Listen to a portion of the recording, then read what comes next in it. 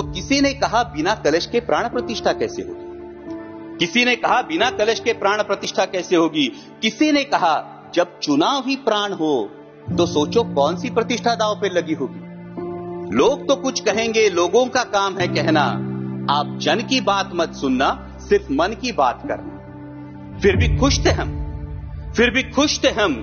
500 साल का सपना जो पूरा हो रहा था, हमारे अंदर का हिंदू भी पूरी तरह से जाग गया था।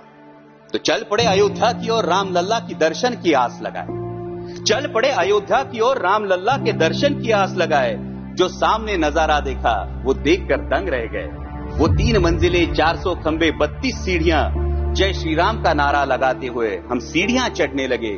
राम लल्ला से क्या गुहार लगाए ये सोचने लगे। पहली सीढ़ी पर याद आई महंगाई, पहली सीढ़ी पर याद आई महंगाई, दूसरी पर देश में बढ़ती बेरोजगारी, तीसरी पर पत्रकारिता की चरण चुंबकता, चौथी पर सेंट्रल एजेंसीज की संदिग्ध भूमिका।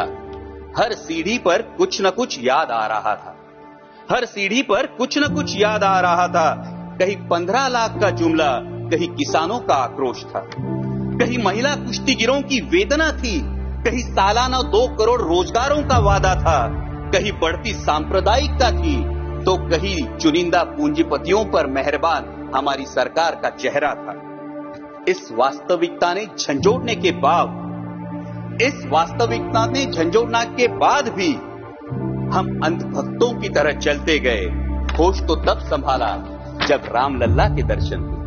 हमें नतमस्तक देख राम लल्ला मुस्कुराते हुए बोले, हमें नतमस्तक देख राम लल्ला मुस्कुराते हुए बोले, मैं कल भी था, आज भी हूं, कल भी रहूंगा। जितना इस मंदिर में हूं उतना ही तुम्हारे मन में रहूंगा।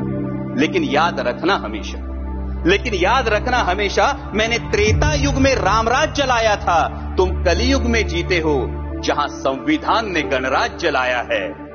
धर्म समाज का किनारा जरूर है, धर्म समाज का किनारा जरूर है, लेकिन देश एक बहती धारा है। किनारे को धारा के बीच में लाया तो प्रवाह अड़ जाता है, प्रगति के पथ से हट जाता है।